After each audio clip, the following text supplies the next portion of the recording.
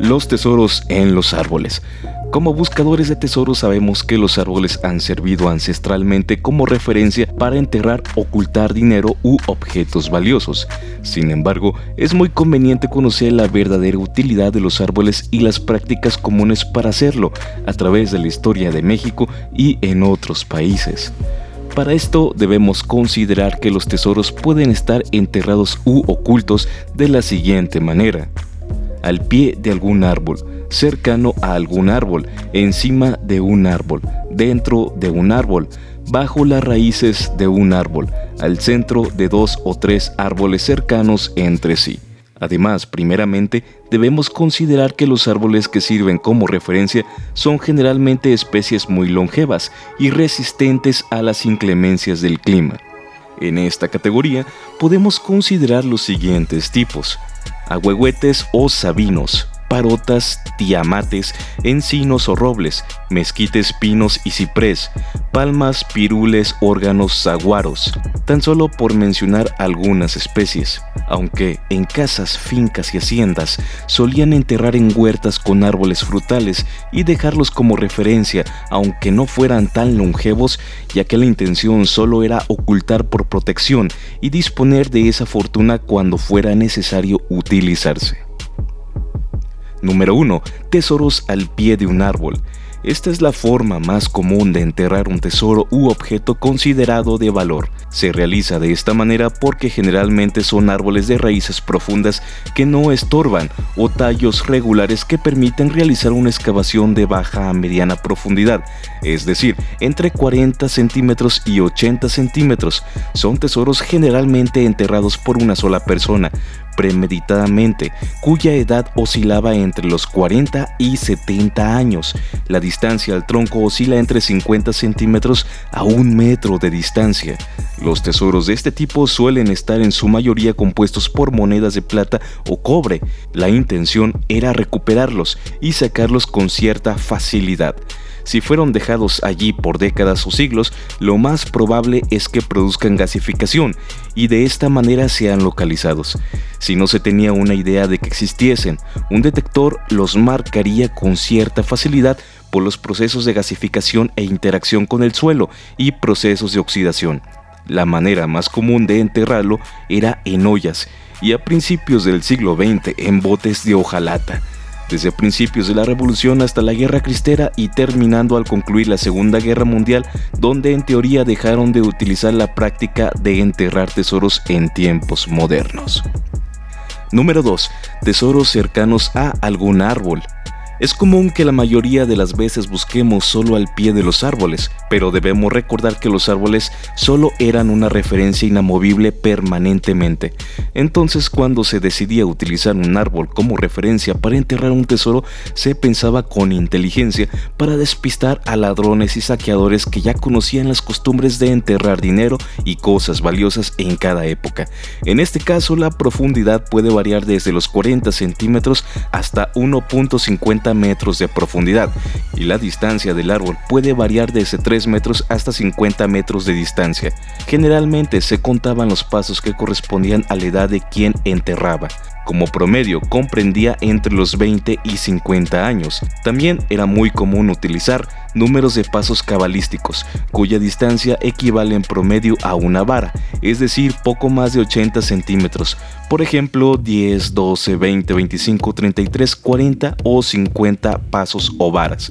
Esta es una información que pocos saben y muchos menos utilizan, pero que debemos de considerar si queremos realizar una prospección efectiva. La técnica para hacerlo es en forma de espiral, a partir del árbol. Si en el camino nos encontramos una piedra que sobresale del terreno, esta puede ser una excelente señal. La amplitud entra, cada vuelta es de medio a un paso, dependiendo de nuestra estatura y del detector que estemos utilizando. Número 3. Tesoros encima de un árbol. A veces jamás nos imaginaríamos que a alguien se le ocurriera enterrar un tesoro u objeto valioso encima de un árbol, y esto en realidad era posible porque rompía las costumbres y iba en contra de lo lógico. En este caso elegían un árbol maduro, robusto, de cicatrización envolvente y rápida. Le hacían un agujero de unos 30 centímetros o más en promedio, dependiendo del ejemplar, y allí introducían generalmente taleguillas, talegas o tatenas, que eran bolsas resistentes de cuero que contenían monedas muy valiosas, sobre todo de oro o grandes monedas de plata. Una vez introducidos estos valores, cubrían con una piedra al tamaño del agujero, después aplicaban una mezcla de piedras, lodo y algo de hojarasca para disimular efectivamente el sitio de ocultamiento. La distancia entre el suelo y el lugar donde quedó el dinero era de 2.0 a 4.0 metros de altura, y el sitio predilecto era donde el tronco hace la primera horqueta u horquetas, que conducen directamente al tallo, por ser esta la parte más resistente del árbol a diferencia de cualquier rama. Estos tesoros solo pueden localizarse con un detector, ya que la corteza del árbol cubrirá completamente el agujero que se realizó relativamente en poco tiempo. Así que si tenemos una marca grande encima del árbol, por ningún motivo debemos dejarla pasar. Podemos llevarnos una valiosa sorpresa. Número 4. Tesoros dentro de un árbol. Existen especies de árboles que crean huecos naturales, así como hendiduras grandes o pequeñas, e incluso existen algunos que desarrollan huecos del tallo sin que esto impida su crecimiento.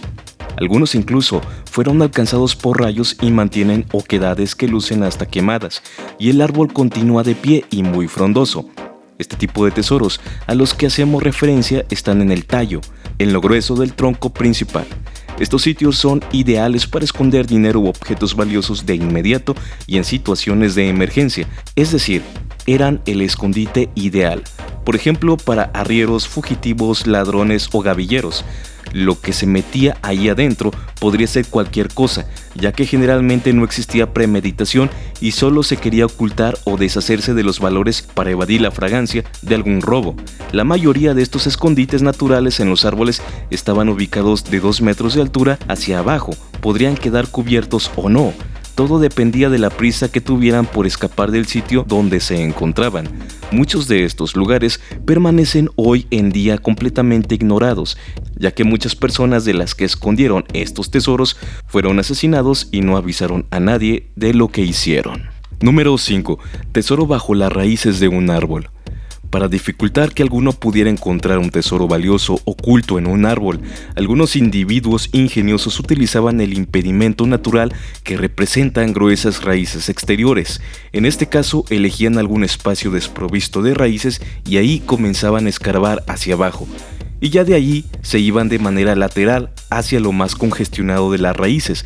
Inclusive los valores podrían quedar depositados al centro del árbol entre la maraña de resistentes raíces. Número 6. Tesoros al centro de 2 o 3 árboles cercanos entre sí. Ya mencionamos en repetidas ocasiones que los árboles tienen más utilidad como referencia que como punto de entierro. Entonces, en los inicios de la época colonial en México, para ir en contra de los ladrones, se implementó buscar asociaciones geométricas de árboles para realizar entierros con alto grado de dificultad.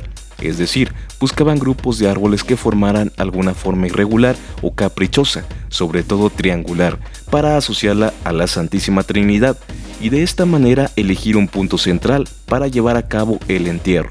En este caso, los árboles involucrados, sea cual fuere su número, todos estaban marcados y solo uno de ellos tenía marcado el punto central exacto del entierro. Este tipo de escondites por lo general eran muy cuantiosos y valiosos, ya que los realizaban entre varias personas y todos tenían información precisa de los detalles y monto de lo ocultado. Generalmente dejaban una piedra central como referencia sobresaliente y las marcas tienen que ver con rumbos y distancias. Este método se implementó durante unos 400 años en México y continúa reservándonos grandes tesoros ocultos. Todo es cuestión de mantenernos atentos a cualquier pista que evidencie el lugar probable de un tesoro oculto que puede cambiar nuestra fortuna de un momento a otro. Ahora, algo de información extraída de libros secretos de la localización de tesoros por Vicente Contreras Vázquez, famoso detectorista de la vieja escuela en México, el cual cita sobre los tesoros en árboles. Si alguna vez lo invitan a que vaya a localizar un tesoro cerca de un árbol quemado por rayos, no titubee, acuda de inmediato y sobre todo tenga la seguridad de que tendrá éxito. Si entre las raíces de algún árbol se encuentra algún depósito de monedas de plata, el árbol sirve de pararrayos, debido a que la plata es una magnífica conductora de la electricidad. En este caso, tenga mucho cuidado de no engañarse con los minerales que los árboles almacenan cerca de las raíces. Las marcas de la plata deben ser bien definidas y muy superiores a toda superficie que usted investigue. Pruebe muchas veces antes de decidirse a hacer una excavación. Es muy importante que usted saque el tesoro que se encuentre bajo el árbol, pero no es indispensable que tire el árbol. Siempre que le sea posible, saque un tesoro, pero salve a los árboles. El oro también es un buen conductor de la electricidad. Y ahora, algo muy interesante y que quizás sea muy cuestionable, pero que forma parte de la creencia de los tesoros. ¿Los árboles que se queman por dentro son pruebas de tesoros? Esto es un fenómeno poco usual, pero que ha llegado a pasar. En mi tiempo como detectorista he visto estos troncos ya calcinados, pero nunca los vi quemándose en vivo. Aquí les muestro algunos casos de árboles quemándose literalmente por dentro, casi sin hacer humo y sin extender sus llamas al exterior. Cabe resaltar que la entrada de oxígeno es muy poca, debido a lo estrecho del tronco, no parece tener mucha lógica. Las personas que han llegado a ver esto han comentado que sin duda es una señal inequívoca de la presencia de gasificación producido por un metal en las raíces o base del tronco de este árbol y que se conduce por lo largo del tronco. Mas buscando en internet encontré esta explicación hecha por universitarios. De acuerdo con la extensión de cooperación de la Universidad de California, es posible que el fuego consuma el interior del tronco de un árbol, dejando pocas pruebas de ello en el exterior. Una de las posibles causas es un rayo, lo que probablemente comenzó como un fuego sin llamas después de la caída de un rayo, fue abriendo un hueco dentro del árbol hasta abrirse camino a la superficie. Este proceso puede producir una chimenea natural dentro del tronco, que después se convierte en llamas y acelera el proceso de combustión. Otra explicación podría relacionarse con el armillaría u hongo de la miel, un parásito que consume a los árboles desde su interior y deja hueco el interior del tronco, mientras que el exterior queda seco y frágil. Esto lo vuelve vulnerable a las llamas provocadas por los incendios forestales, los rayos o la actividad humana. Aunque esto no explica del todo el que arda el tronco con tal intensidad a pesar de la falta de oxígeno al interior. Cabe mencionar que los avistamientos de estos árboles que arden pueden durar días o semanas enteras, sin que estos ocasionen incendios. Caso parecido a los fuegos fatuos que han sido vistos o registrados pero sin que estos consuman el pasto o provoquen incendios forestales. Sin duda es un fenómeno muy difícil de explicar, aunque parte de la cultura del tesoro que lleva siglos acompañándonos nos indique que esto siempre será una muy buena señal, la opinión más importante la tienes tú. Me gustaría leer tus comentarios y si tienes alguna historia relacionada a los tesoros y a los árboles, también me gustaría verla en los comentarios. Te recuerdo que nosotros ya hemos encontrado monedas en las entrañas de los árboles, siendo testigos de la utilidad que le daban a muchos troncos huecos. ¿Qué te pareció este tema? Muchas gracias por ver este video, nos vemos muy pronto y no olvides apoyarme suscribiéndote para seguir detectando. Un gran saludo y hasta luego, detectoristas.